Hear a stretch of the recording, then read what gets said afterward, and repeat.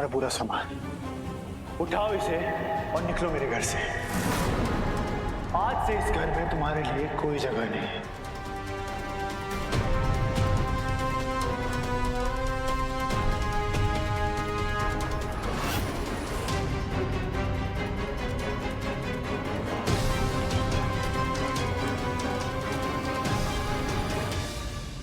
राघव, तुम ये क्या कर रहे हो? नहीं माँ, आज आप बीच में नहीं बोलेंगे।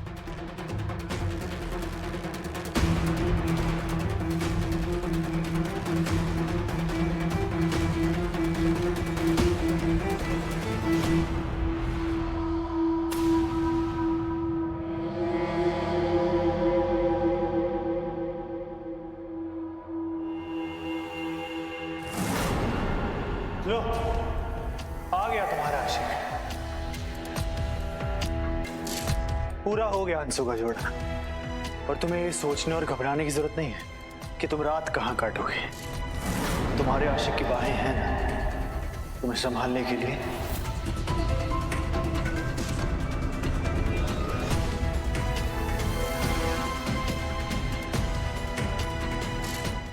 क्या कहा आपने रोहित को? मेरा आशिक? हाँ, जिसके साथ रात गुजारने के लिए होटल का कमरा बुक करना पड़े, उसे आशिक ही कहते हैं।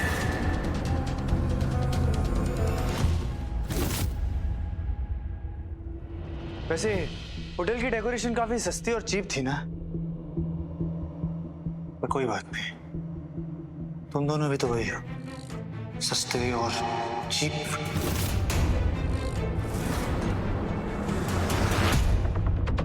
तुम्हें भले ही रिपोर्टिंग में कोई अवार्ड मिला हो या ना, पर बेशर्मी के लिए तुम्हें एक अवार्ड मिलना चाहिए,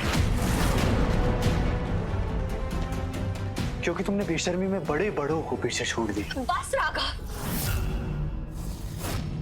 कहने को मैं भी इस समय बहुत कुछ कह सकती हूँ, लेकिन अपने गुस्से के आगे आपको कुछ समझ ही का आता है तो क्या फर्क पड़ता है।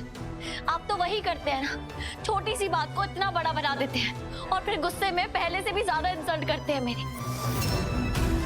वैसे भी सफाई तो उन रिश्तों में दी जाती है जहाँ रिस्पेक्ट हो, भरोसा हो, पर हमारा तो वैसा रिश्ता कभी बन ही नहीं पाया। फिर चाहे मैंने कितनी भी कोशिश क्यों ना की हो। कोशिश मैंने भी की थी, और तुमने क्या किया?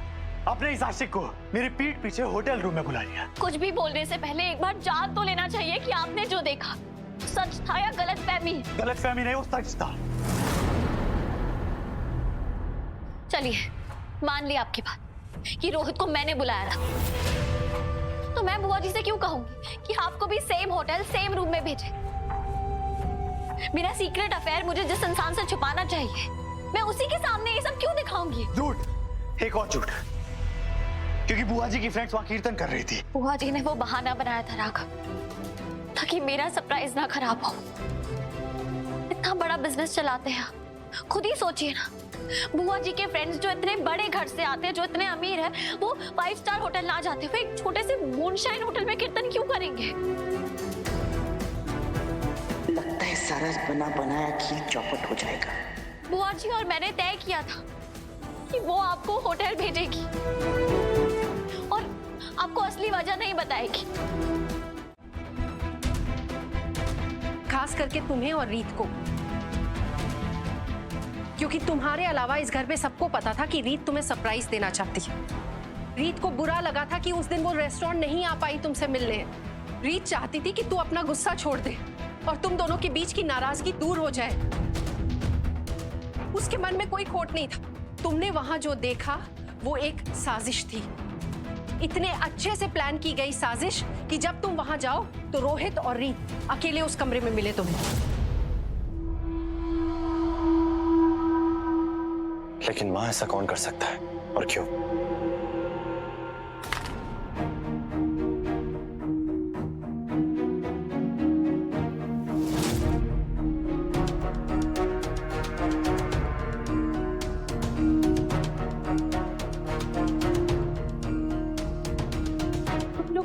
जैसे क्यों देख रहे?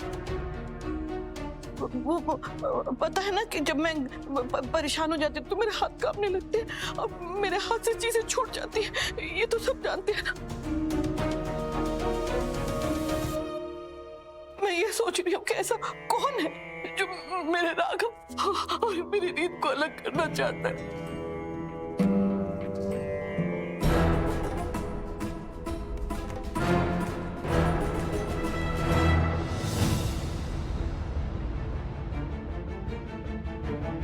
ये सवाल ही गलत है बुआ जी।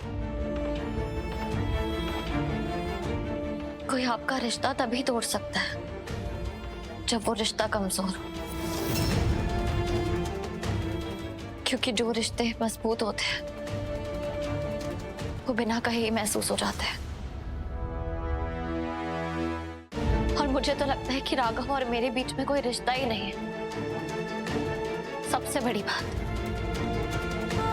राघव को मुझ पे भरोसा ही नहीं है। इसलिए आज सब अगर ठीक भी हो जाए ना, तो कल कोई और बात पे मुझ पे सवाल खड़े हो जाएंगे। लेकिन ये तमाशा कभी खत्म नहीं होगा। हमारा रिश्ता टूटे या ना टूटे, पर मुझे ये पैटर्न तोड़ना पड़ेगा। इसलिए कहते हैं ना कि जब रिश्तों की मंजिल नहीं होती तो उन्हें बीच मोड़ पे छोड़ देना ही अच्छा होता है।